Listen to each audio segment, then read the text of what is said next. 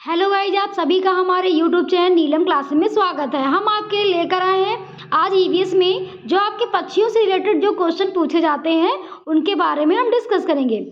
Most important question है, यहाँ से आपके पेपर में हर बार कोई ना कोई क्वेश्चन पूछा जरूर जाता है। तो चलिए शुरू करते हैं। हमारा फर्स्ट क्वेश्चन क्या कहता है, निम्नलिखित में से कौन सा पक्षी अपना घोंसला घर के आसपास या आईने के पीछे बनाता है। क्या कह रहा है कि निम्नलिखित में से कौन सा पक्षी है जो अपना घोंसला घर के आसपास या आईने के पीछे बनाता है। ऑप्शन ए कहता है कबूतर, ऑप्शन बी कहता है गौरैया, ऑप्शन सी कहता है कलचिड़ी, ऑप्शन डी कहता है वीवर पक्षी। नंबर हमारा बी है वो करेक्ट हो जाएगा। गौरैया जो होती है वो घर के आसपास या आईने के पीछे अपना घोंसला बनाती है। कई बार आपके एग्जाम में ये क्वेश्चन पूछा जा चुका है। आगे देखते हैं अपना अगला क्वेश्चन, नीचे दी गई पहेली के माध्यम से पक्षी को पहचानिए। क्या कह रहा है, नीचे दी गई पहेली के माध्यम से पक्षी को पहचानिए।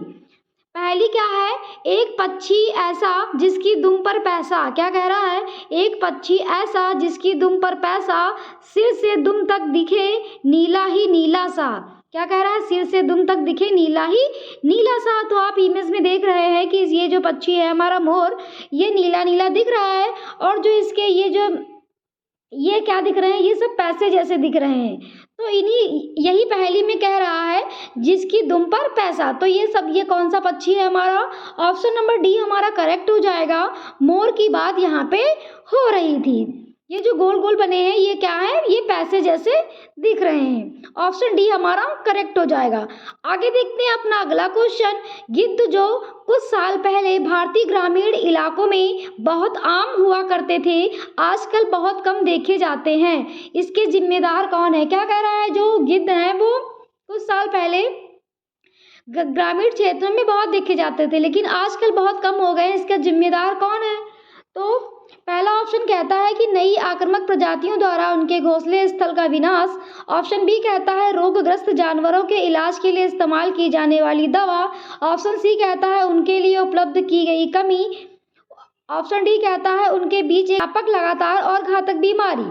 तो इसमें ऑप्शन बी हमारा करेक्ट हो जाएगा, क्योंकि जो है जानवर जब होते हैं उनको जो है मतलब जब वो बीमार होते हैं तो उनको डिक्लोफेनिक डिक्लोफेनिक जो एक दवाई होती है वो उनको दी जाती है। जो जानवर बीमार होते हैं वो दवाई खाते हैं और फिर जब वो जानवर मर जाते हैं तो उनको गिद्ध खाते हैं। तो जब गिद्ध वो खाते हैं तो वो क्या हो जाते हैं, मर जाते हैं। इसीलिए ये आंसर हमारा बी आंसर करेक्ट है। आगे देखते हैं अपना अगला क्वेश्चन, पक्षियों के पंखों के दोनों ओर मुलायम भाग कहलाता है। क्या कह रहा है, पक्षियों के पंखों के दोनों ओर का मुलायम भाग क्या कहलाता है। ऑप्शन ए कहता है बर्व, ऑप्शन बी कहता है क्विल, ऑप्शन सी कहता है रेचिस, ऑप्शन डी कहता है कलमस। तो ऑप्शन ए हमारा क्या हो जाएगा, करेक्ट हो जाएगा। ये मोस्ट इंपॉर्टेंट क्वेश्चन है, कई बार आपके एग्जाम में ये पूछा जा चुका है कि पक्षियों के दोनों ओर मुलायम भाग को क्या कहते हैं, तो क्या कहते हैं, बर्व।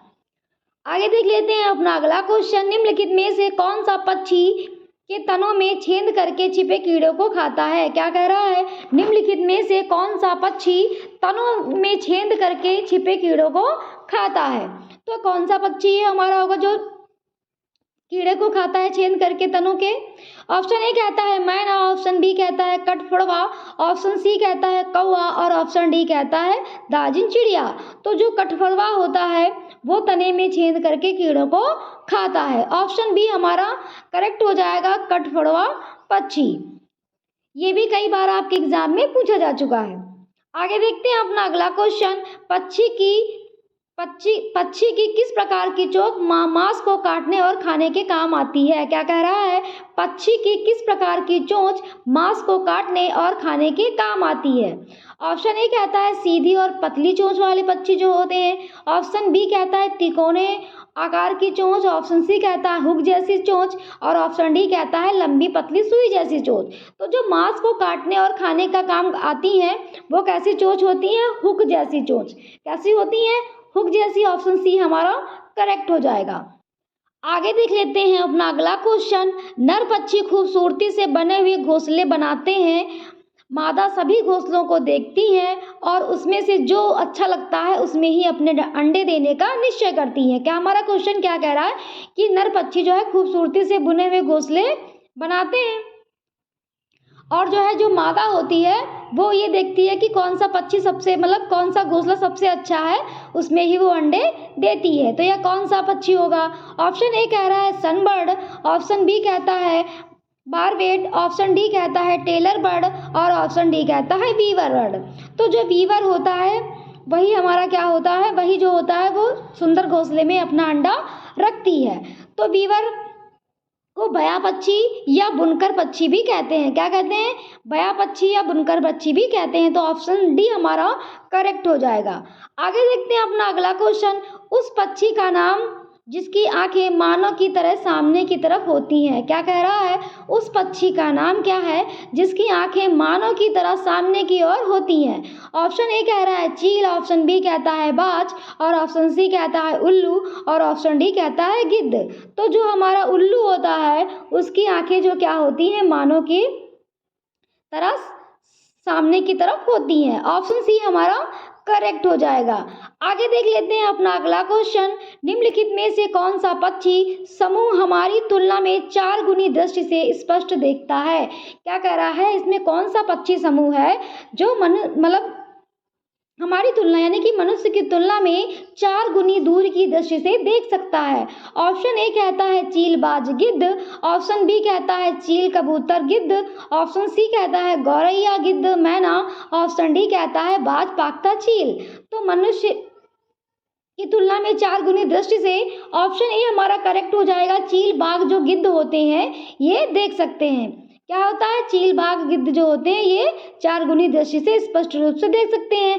तो ऑप्शन ए हमारा करेक्ट हो जाएगा। आगे देखते हैं अपना अगला क्वेश्चन। बगुला भैंस पर बैठता है क्योंकि? क्या कह रहा है? बगुला भैंस पर बैठता है क्योंकि? ऑप्शन ए कहता है बगुला भैंस को डराना चाहता है, ऑप्शन बी कहता है कि बगुला या भैंस में सहजीवी का संबंध है, ऑप्शन सी कहता है भैंस बगुले को एक स्थान से दूसरे स्थान पर आने जाने में मदद करता है, ऑप्शन डी कहता है बगुला मनोरंजन के लिए भैंस पर बैठता है।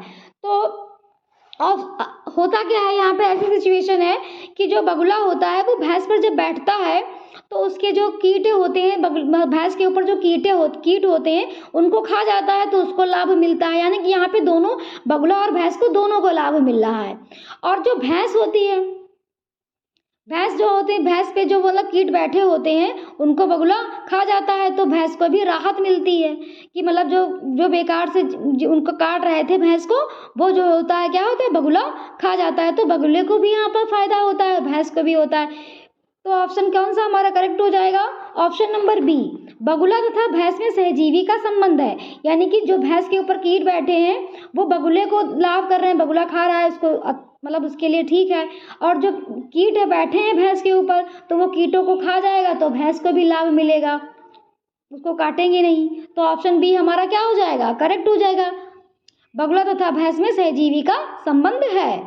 आगे देख लेते हैं अपना अगला क्वेश्चन। निम्नलिखित पहेली को हल कीजिए। क्या कह रहा है? निम्नलिखित पहेली को हल कीजिए। चोंच है मेरी बड़ी निराली। पहेली क्या है? चोंच है मेरी बड़ी निराली, सुई हो जैसे सिलने वाली। क्या हो? सुई हो जैसे सिलने वाली, पत्ते सिलकर घर बनाऊं, कौन सी चिड़िया मैं कहलाऊं।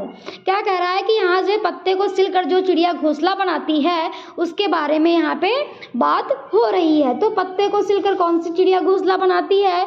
ऑप्शन ए कहता है दार्जिन चिड़िया, ऑप्शन बी कहता है ऑस्प्रे, ऑप्शन सी कहता है कोयल, ऑप्शन डी कहती है कलचिड़ी। तो ऑप्शन ए जो है हमारा वो करेक्ट हो जाएगा। जो दार्जिन चिड़िया होती है वो पत्ते सिलकर घर बनाती है। ऑप्शन ए हमारा करेक्ट हो जाएगा। आगे देख लेते हैं अपना अगला क्वेश्चन। रात को जगने वाले पक्षी या जानवर हर चीज को जिन रंगों में देखते हैं वह है। क्या कहता है? जो रात को पक्षी और जानवर जो जगते हैं वो किन रंगों में देखते हैं? तो ऑप्शन ए कहता है हरा वो पीला, ऑप्शन बी कहता है बैंगनी और नीला, ऑप्शन सी कहता है काला और सफेद और ऑप्शन डी कहता है लाल और आसमानी। तो रात को जो पक्षी जगते हैं, पक्षी और जानवर, तो वो काला और सफेद रंगों में देखते हैं। ऑप्शन सी हमारा करेक्ट हो जाएगा। आगे देखते हैं अपना अगला क्वेश्चन, कबूतर अपना घोंसला कहाँ बनाता है? क्या कह रहा है, जो कबूतर है वो अपना घोंसला कहाँ बनाता है? ऑप्शन ए कहता है पुराने मकान या खंडहर में, ऑप्शन बी कहता है पेड़ पर, ऑप्शन सी कहता है छत में, ऑप्शन डी कहता है पहाड़ों में। तो कबूतर जो होता है वह पुराने मकान या खंडहर में अपना घोंसला बनाता है। ऑप्शन ए हमारा करेक्ट हो जाएगा। ये सारे क्वेश्चन आपके प्रीवियस एग्जाम में पूछे हुए हैं पक्षियों से रिलेटेड, कोई ना कोई क्वेश्चन यहाँ से पूछा जरूर जाएगा। इन क्वेश्चनों से पेपर में आपको क्वेश्चन देखने को जरूर मिलेगा। आगे देखते हैं अपना अगला क्वेश्चन, निम्नलिखित पहेली को हल कीजिए। क्या कह रहा है, निम्नलिखित पहेली को हल कीजिए। मरे जानवर खाकर मैं जगह साफ कर देता हूँ, ऊंचाइयों पर रहता हूँ, बोलो क्या कहलाता हूँ? यानी कि क्या कह रहा है कि मरे जो जानवर होते हैं उनको मैं खा के साफ कर देता हूँ और बहुत ऊंचाई पर रहता हूँ, तो बताओ बोलो मैं कौन हूँ? ऑप्शन ए कहता है कठफोड़वा, ऑप्शन बी कहता है कौवा, ऑप्शन सी कहता है कोयल और ऑप्शन डी कहता है गिद्ध। तो जो गिद्ध है हमारा वो आंसर हमारा करेक्ट हो जाएगा। वो मरे हुए जानवरों को गिद्ध खा जाता है। ऑप्शन डी हमारा करेक्ट हो जाएगा। आगे देखते हैं अपना अगला क्वेश्चन, पक्षियों में उस समूह को चुनिए जो अपनी भोजन संबंधी आदतों के आधार पर एक दूसरे समानता रखते हैं। क्या होते हैं? मांसाहारी होते हैं। ऑप्शन ए कहता है तोता कोयल उल्लू, ऑप्शन बी कहता है मोर तोता कबूतर, ऑप्शन सी कहता है उल्लू बाज चील और ऑप्शन डी कहता है कोयल कठफोड़वा गिद्ध। तो मांसाहारी कोयल भी नहीं होती, तोता भी नहीं होता, इसमें भी तोता है और इसमें भी तोता है, तो ये नहीं होते। ऑप्शन सी हमारा करेक्ट हो जाएगा, उल्लू बाज और चील। क्या है? उल्लू बाज और चील जो होते हैं वो क्या होते हैं? मांसाहारी होते हैं। ऑप्शन सी हमारा करेक्ट है। आगे देख लेते हैं अपना अगला क्वेश्चन, पक्षी अपना सिर बार बार हिलाते हैं, ऐसा इसलिए है क्योंकि। क्या कह रहा है? पक्षी अपना सिर बार बार हिलाते हैं, ऐसा इसलिए है क्योंकि।